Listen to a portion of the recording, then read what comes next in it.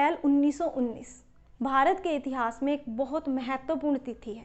इस दिन एक जघन्य हत्याकांड हुआ था, जलियांवाला बाग हत्याकांड। इस हत्याकांड ने भारतीय जनता के मन को इतना झकझोर दिया कि उसके बाद बूढ़ा हो या जवान हो, सभी लोग एकजुट होकर भारत की स्वतंत्रता की लड़ाई में कूद पड़े और इस प्रकार अंततः 1947 में भारत आज़ाद हो गया।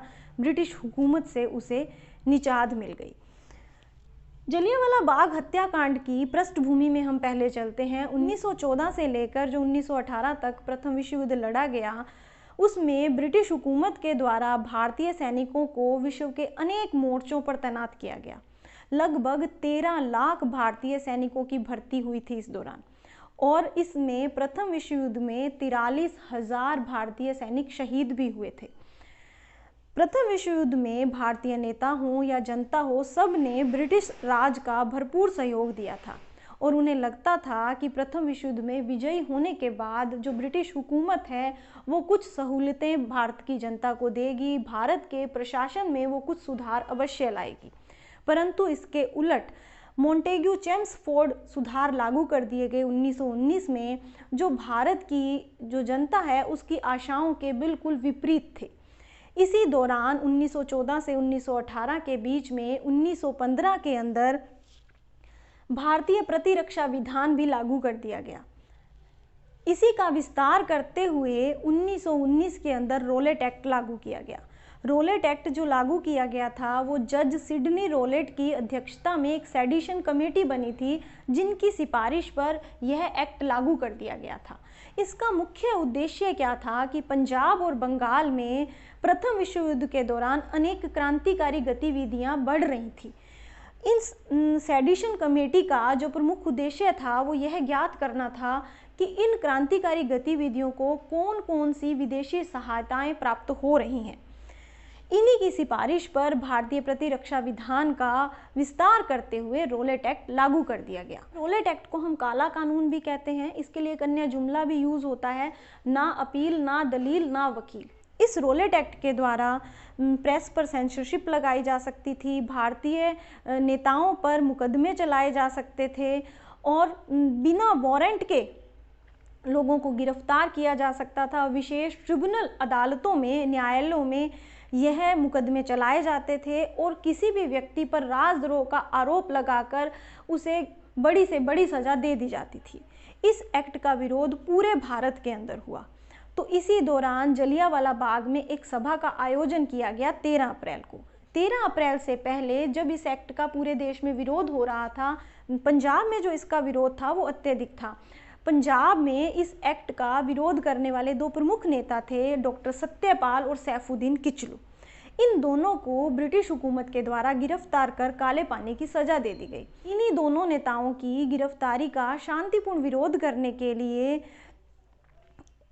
एक समूह जो था वो पहुंचा अमृतसर के डिप्टी कमिश्नर के पास, लेकिन वहां पर उन पर बल प्रयोग कर दिया गया और उसी दौरान निहत्थी जनता पर गोलियां भी चला दी गई, जिसमें 8 से लेकर 20 भारतीय लोग भी मारे गए।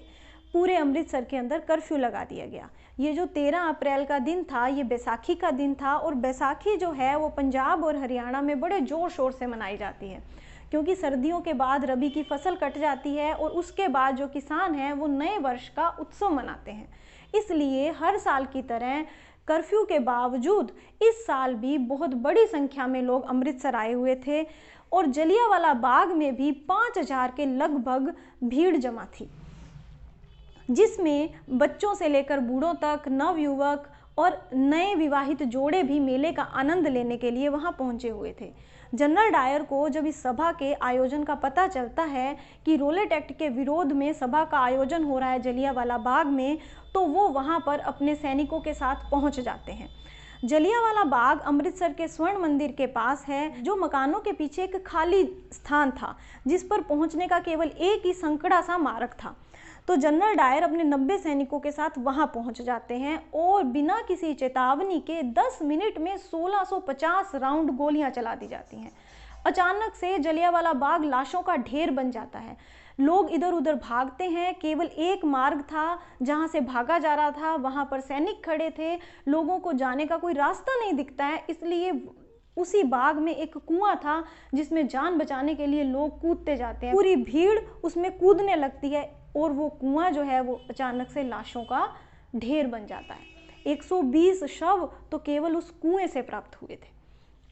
ये जो जलियांवाला बाग है, इसको नाम जलियांवाला इसलिए दिया गया क्योंकि यह पहले जल्ली नाम के व्यक्ति की संपत्ति हुआ करती थी। जनरल डायर यह अपना निर्मम हत्याकांड करने के बाद अपने मुख्यालय पहुंचते हैं। मुख्यालय पहुंचकर लेफ्टिनेंट गवर्नर माइकल और डायर को फ़ोन करते हैं, यानी कि डायर फ़ोन करता है दूसरे डायर को। ये जो जनरल डायर हैं ये कहते हैं कि मुझ पर भारतीयों के द्वारा हमला कर दिया गया था, इस कारण मुझे प्रत्युत्तर के अंदर गोलियां चलानी पड़ी थी। उनकी इस बात को मान लिया जाता है और उनके इस कारनामे को न्यायोचित ठहरा दिया जाता है। परंतु पूरे विश्व में इस हत्याकांड की बहुत अधिक निंदा होती है। रविंद्रनाथ टैगोर अपने नाइटहुड की उपाधि लौटा देते हैं, इसके कारण गांधी जी भी अपना कैसरे हिंद का पदक लौटा देते हैं।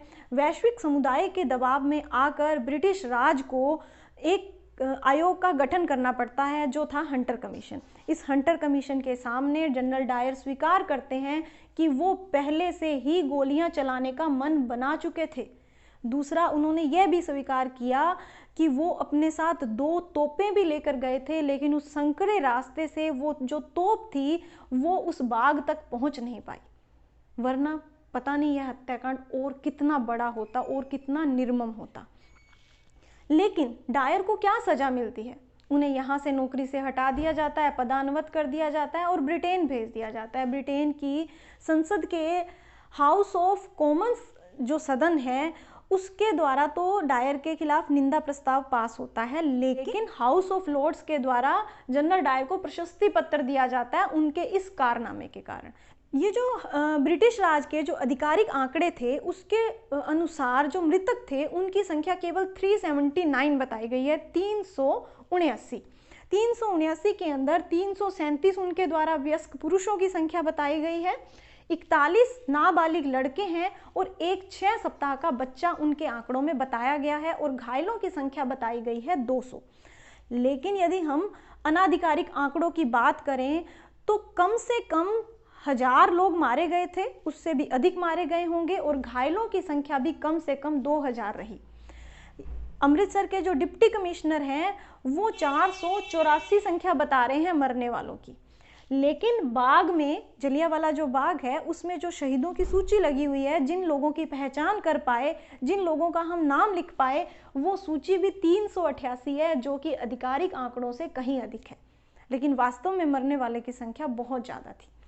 जलियांवाला बाग हत्याकांड के बाद लोगों में जो आक्रोश था उसकी सीमा ही नहीं रही। उसके बाद बच्चों से लेकर बूढ़े तक सभी हमारी स्वतंत्रता की लड़ाई में कूद पड़े और अंग्रेजी हुकूमत का जो विरोध था वो इतना अधिक हो गया कि अगले 27 सालों में ही ये जो 200 साल पुरानी गुलामी थी उससे हमें निजात मिल गई और 1947 में भारत आज़ाद हो गया। इस घटना के काफ़ी समय के बाद 1997 में ब्रिटेन की महारानी एलिजाबेथ जब भारत आई तो उन्होंने शहीदों को श्रद्धांजलि दी यहाँ जाकर। और 2013 में जब British prime minister David Cameron यहाँ पर आए तो उन्होंने जलियांवाला बाग विजिट की और विजिटर बुक में इसे ब्रिटिश इतिहास की एक शर्मनाक घटना स्वीकार किया है। इस प्रकार भारत के यदि हम राष्ट्रीय आंदोलन की बात करें तो जलियांवाला बाग अपना एक महत्वपूर्ण स्थान रखता है। अगर आपको हमारी ये वीडियो अच्छी लगी हो तो आप इसे लाइक एंड शेयर करना ना भूलें। धन्यवाद। जय हिंद।